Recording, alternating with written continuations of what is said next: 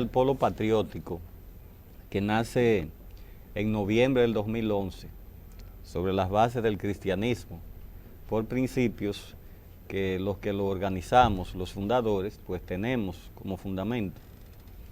Las propuestas programáticas del Polo Patriótico comienzan con la producción de alimentos. La necesidad de una política agraria, de una política de inversión en el campo, al campesino, como base fundamental de sostener al pueblo. Si se produce alimentos, pues comenzamos a desarrollarnos porque se vencen muchos males, como es la desnutrición, como es la falta de recursos. Incluso eso repercute en todo el sistema que circunda lo que es la política agraria, lo que son los agricultores. Entonces nosotros lo tenemos como primer elemento en nuestra línea programática del Polo Patriótico. Y luego seguimos con lo que es el aspecto educación, el aspecto salud y el aspecto vivienda. Y esa es una intención que nace, como dije anteriormente, en el 2011, en noviembre del 2011, plasmado en nuestros estatutos, en nuestra línea programática, y es algo innegociable. El Polo Patriótico Dominicano, fundamentado en el cristianismo y en los principios de Duarte, pues aglutina las diferentes fuerzas que quieran incluirse en él, pero con valores que están especificados en sus estatutos. O sea, que todo el que pretenda ingresar al Polo Patriótico, pues hay una serie de requisitos que tienen que ver con valores.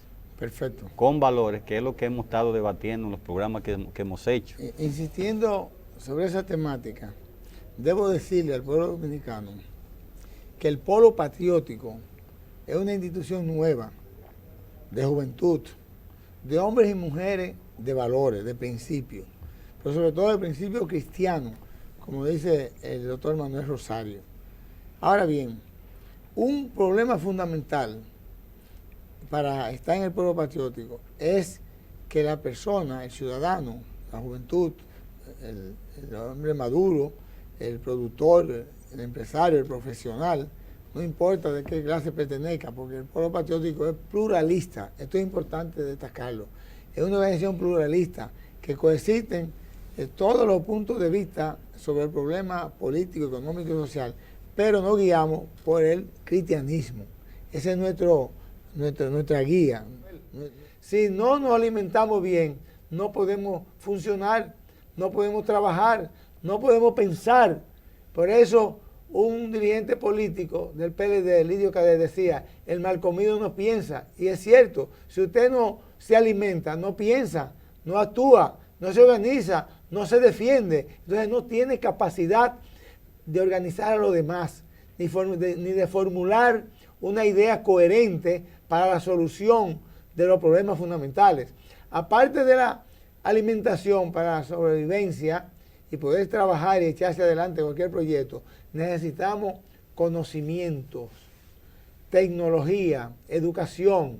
Por eso la educación es el segundo problema fundamental, porque usted para educarse tiene que alimentarse primero.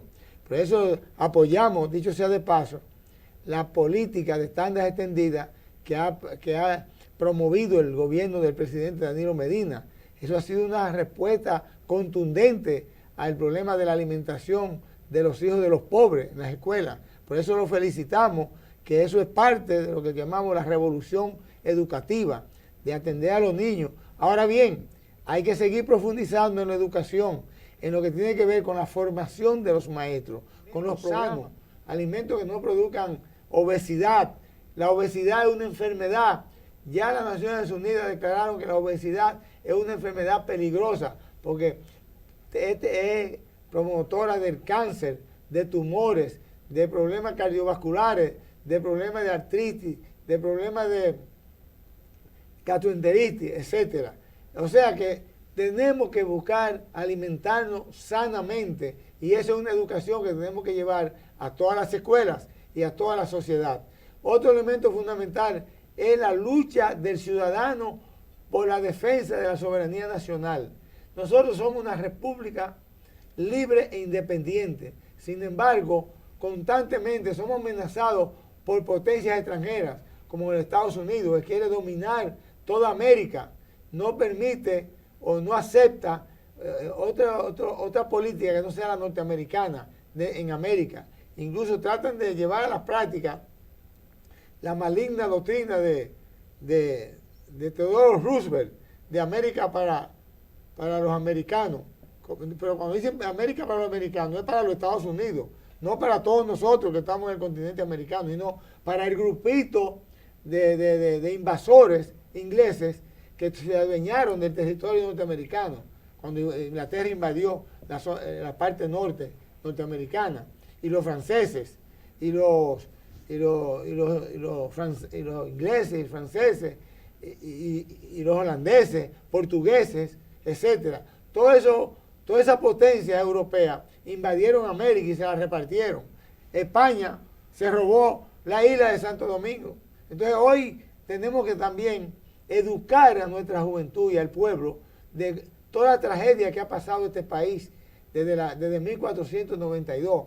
Ahí comenzó la desgracia de la República Dominicana o del territorio de la isla Babeque, Quiqueya, como le llamaban o Haití, como le llamaban los indígenas. Los verdaderos propietarios de este territorio eran los indígenas, los indios, que fueron abatidos, eliminados y azotados por ese imperio español colonial de la reina Isabel y Fernando, el rey Fernando, que fueron los que enviaron esa tropa de bandidos, de asaltantes, de salteadores, de homosexuales y de prisioneros que estaban en España. Y por eso, cuando llegaron aquí, el 12 de octubre de 1492, ahí comenzó la odisea. Y debo decirle que desde esa fecha hasta esta, desde 1492 hasta el 2019, nosotros lo que hemos tenido es dictaduras, gobiernos asesinos, gobiernos de facto, violaciones sistemáticas a los derechos humanos. Incluso solamente en el gobierno de Gregorio Luperón, 1865, 66, 67, en ese gobierno se respetaron los derechos humanos y se hizo un intento de institucionalidad. Luego de esa fecha acá, solo en el gobierno de Bosch, en el gobierno de Juan Bosch, hubo un gobierno democrático de 7 meses. Óigase bien, el gobierno de Luperón y el gobierno de Bosch fueron los dos gobiernos más democráticos de esa época.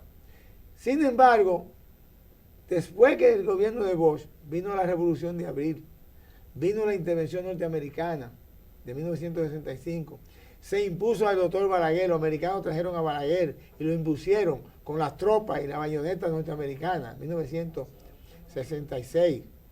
En junio del 66 fueron esas elecciones que Balaguer ganó con los yanquis pisoteando nuestra patria y a base de fraude. El profesor Juan Bosch incluso no pudo salir de su casa a hacer campaña porque lo tenían siempre azotado y bloqueado. Hoy en día se estableció el gobierno después de Antonio Guzmán, que inició un proceso de democratización, que se interrumpió con el gobierno de Jorge Blanco y después del gobierno a través de Balaguer. Solamente el gobierno de Lionel y el gobierno de Danilo Medina en los últimos tiempos se ha mantenido una especie de paz y de estabilidad institucional. Y sobre todo en el gobierno de Danilo Medina. Fíjense bien, señores, solo en este último 6 o 7 años es que hemos tenido cierta estabilidad institucional. Sin embargo, la persona miope política que no conocen, parece, la historia de nuestro país y del Estado dominicano, todo lo que ha sido las dictaduras, las imposiciones, la violación de los derechos humanos, la esclavitud a que ha sido sometido nuestro pueblo, no reconocen que ahora hay una perspectiva permanente de desarrollo y de estabilidad. Incluso quieren acusar a Danilo Medina de dictador, pero eso es una aberración, porque Danilo Medina fue electo democráticamente. También se ha hablado de que la Constitución la están violando. ahora mismo nadie está violando la Constitución, porque el presidente Danilo sabe más que todo lo que lo están criticando, que para él poder ser presidente otra vez hay que eliminar el artículo 30 del transitorio. ¿Cómo se hace eso? A través de una asamblea constituyente. Y si la asamblea constituyente cambia ese artículo y le da la libertad a Danilo de ser candidato a la presidencia, pues no hay ningún problema. Simplemente se modificó por la vía que dice la Constitución. Aquí nadie está violando la Constitución de la República Dominicana. Todo lo contrario, se está planteando llevar una propuesta a la Asamblea Constituyente para quitar ese artículo, para que le dé oportunidad al presidente Danilo a continuar con este proyecto de institucionalidad, que por primera vez en la historia dominicana tenemos un poco de paz institucional. Y con todo y eso, los sectores perversos, extranjeros y nacionales, están constantemente violando las leyes dominicanas, porque aquí vienen grupos de salteadores que los norteamericanos envían para acá, en vez de dejarlo allá, de violadores de niños, asaltantes, asesinos, narcotraficantes, etc. Ahora tenemos haitianos, narcotraficantes y asaltantes, venezolanos, narcotraficantes y asaltantes, constantemente lo agarran preso aquí. Pero todos los dominicanos que deportan, a esos que vienen aquí a dirigir.